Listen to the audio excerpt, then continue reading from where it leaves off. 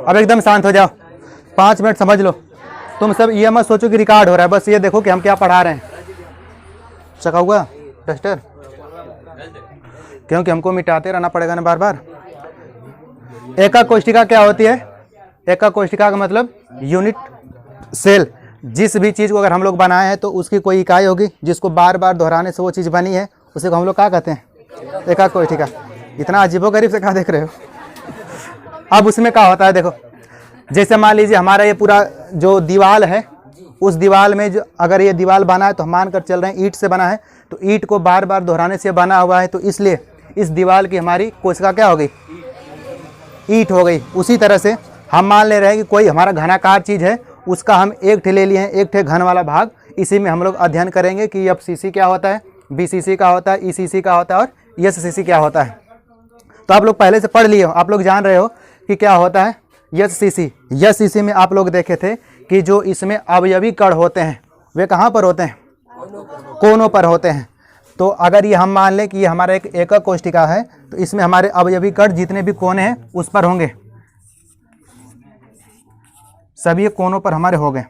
तो कुल मिलाकर अगर हम देखें तो एससीसी में कणों की संख्या, हम कणों को बोल रहे हैं ना, अभी प्रभावी कणों की संख्या नहीं बोल रहे, इसमें कणों की संख्या कितनी होती है? 8। तो हम यहाँ पर लिख दिए 8। अब केंद्र पर, क्या इसके केंद्र में कोई कण आपको दिख रहा है? नहीं दिख रहा है। इसका मतलब इसमें केंद्र पर कणों की संख्या क्या होती है? 0। लिखो या मत लिखो। अब फलक पर भी कुछ नहीं है, इसलिए फलक पर भी कुछ नहीं है। अब प्रभावी कण हमको चाहिए। प्रभावी कण का हम लोग अगर कोनों पर जो कण रहते हैं, प्रभावी कण ज्ञात करने के लिए हम उसका कितना भाग लेते हैं? 1/8। तो हमारा 8 है कण, उसका हमको लेना पड़ेगा 1/8 भाग। तो 8 से 8 कट गया, कुल मिलाकर कितना बचा? 1। तो यहाँ पर 0 है, यहाँ पर 0 है, तो कुल अब जब जोड़ेंगे तो 1 में 0 जोड़ेंगे तो कुल प्रभावी कण कितने आ गए हमारे? 1। तो इस तरह से हम लोग समझ गए कि एससीसी में कणों की संख्या तो होती है हमारा 8, लेकिन प्रभावी कण जो उसका भाग केवल उसी में रहता है, कितना होता है? केवल 1। अब हम आगे बढ़ रहे हैं। जैसे हम मान लो बीसीसी में अगर देखना चाहे तो बीसीसी किसे कहते हैं? तो बीसीसी में आप लोग पहले से पढ़ लिए हैं कि इसमें जितने भी कण होते हैं कोनों पर होने के अतिरिक्त एक उनके घन के एकदम केंद्र में होता है। तो केंद्र में होने का मतलब अगर मान ले रहे हैं कि ये तो 8 कोनों पर ऐसे रहेंगे ही, केंद्र में मतलब हम अंदर जब इसको डाल रहे हैं बीचों बीच आकर यहाँ पर स्थित है। अब हम ये नहीं सोचेंगे किसी फलक पर है, ये इसके बीच में है। जैसे मान लीजिए ये हमारा घनाकार है, तो इसमें अगर हम ये डाल रहे हैं चाक को, तो चाक न तली में जाए न इसके शीर्ष पर एकदम बीचों बीच में टिका रहे, वही वाला भाग यहाँ पर है। तो अब हम इसमें ज्ञात करेंगे प्रभावी कणों की संख्या। अब देखेंगे बीसीसी में कोनों पर कितना है, तो पहले तो 8 को कोनों पर है, तो हम यहाँ पर लिख दिए 8। चलो ठीक है, इसको मिटा दे रहे हैं, सही बात है। बीसीसी में प्रभावी कण हमको ज्ञात करना है, कोनों पर है कितने हैं? 8 और केंद्र पर 1, तो इसलिए हम यहाँ पर क्या लिख दिए? 1। और फलक पर इसमें तो कोई नहीं है, तो हम यहाँ पर क्या लिख देंगे फलक के लिए? 0। अब हम देखेंगे कि इसमें प्रभावी कण कितने होंगे। तो आप लोग जान रहे हैं कि जब कोनों पर होते हैं तो प्रभावी कण ज्ञात करने के लिए हम उसमें कितना गुणा करते हैं? 1/8 का। तो फिर कट गया, क्या बचा हमारा? केवल 1। और केंद्र पर हमारा जितना होता है वो तो पूरा भाग उसी का होता है, जो हमारा घन होता है वो केंद्र पर पूरा उसी का होता है। तो कुल मिलाकर हमारा ये बचा 1। और फलक पर इसमें है नहीं, तो इसलिए इसमें फलक पर प्रभावी कणों की संख्या आप जोड़ना होगा हमको, इनको 1 और 1 2, तो यहाँ पर होंगे हमारे 2। इसी तरह से अगर हम जानना चाहें एफसीसी, एफसीसी का मतलब फेस सेंटर्ड क्रिस्टल। अब हम इसमें देखेंगे 8 कोनों पर तो हमेशा होता है, सब में होता है। फेस मतलब क्या होता है हमारा? सतह, तल। तो जितने भी तल हैं उन सब के फेस के पास होगा हमारा। इसके बाद हाई देखो जो सी है, सी का मतलब होता है उसके सेंटर पर होगा। सेल का मतलब ये जो हम पूरा बनाए कोशिका। तो पहले तो कोनों पर रहेगा, प्लस जितने फलक हैं उन फलकों पर रहेगा, प्लस उनके केंद्र में रहेगा। जो फलक पर रहेंगे तो कहाँ रहेंगे? उसके केंद्र में। तो आकर देख लो एफसीसी, हम सही बताया ना इस वाले का? अब इसमें क्या हो जाएगा? तो फलक पर 8 कोनों पर 8, इसका लेंगे हम 1/8। इसका केंद्र पर। अब इसमें अगर हम इसका फिगर बनाना चाहें तो अभी तो हट जाएगा, ये तो केंद्र पर नहीं होता है। जितने भी फलक हैं, देखो ये हमारा एक फलक पर हो गया हमारा ये वाला। उसी तरह से अगर हम इस फलक की बात करें तो इसके केंद्र पर हो गया ये वाला। इस फलक की बात करें तो इस पर हो गया हमारा ये वाला। और इस वाले की बात करें तब यहाँ पर। अभी कितने हुए? 1 2 3 4, कौन बच गए? अच्छा देखो, हम ये वाला जो करे हैं इसमें ये वाला जो तो आगे वाले को बता रहे हैं, इस वाले सतह को, लेकिन अभी हमारा ये वाला एक बचा है ना, बचा हुआ। तो इस वाले का कहाँ होगा? इसके फलक पर, यहाँ पर, तो हम उसको लिख दिए यहाँ पर। अभी एक कौन बाकी है?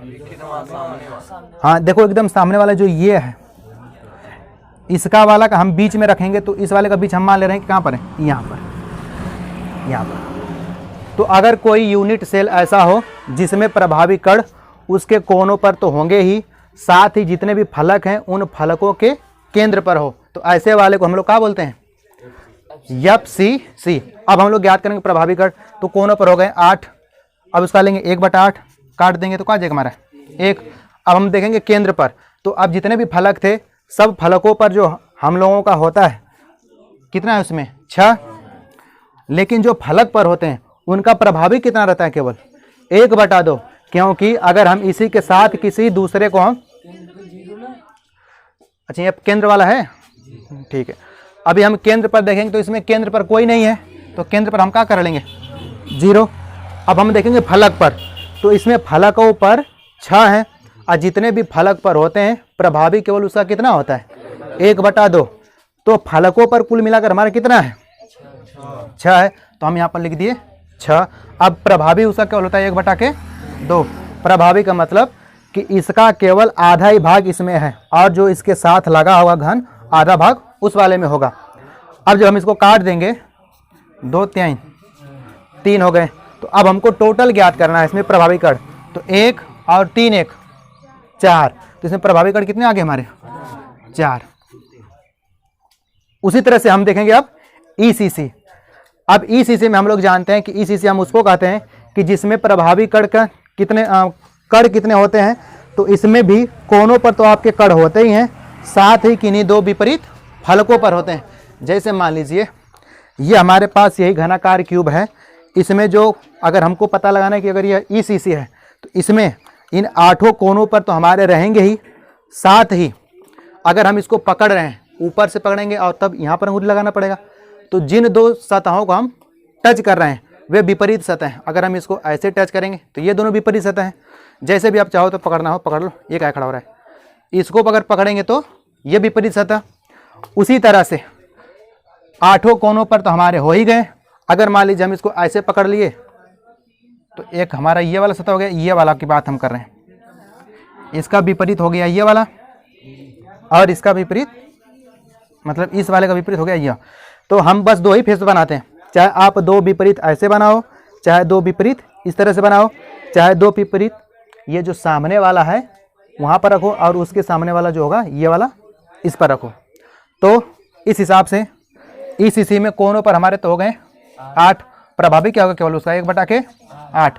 केंद्र में है कहीं भी नहीं, केंद्र में नहीं, तो केंद्र पर हो गया 0। और हम अगर यहाँ पर देखें फलक पर, तो फलक पर कुल मिलाकर कितने हैं 2, और प्रभावी कितना होता है इसका केवल 1/2। तो 2 से 2 हमारा क्या हो गया कट गया। तो ECC में प्रभावी कण अगर हमको जानना है, ये कट जाएगा तो आपका कितना आया है 1। तो 1 यहाँ पर और 1 यहाँ पर है, तो 0 है, तो 1 1 2, तो यहाँ पर हो गया 2। तो इस तरह से हम लोग समझ सकते हैं कि प्रभावी कण कैसे ज्ञात कर सकते हैं। यह इस बार आप लोगों के एग्जाम में आया था, इसको नोट डाउन कर लो।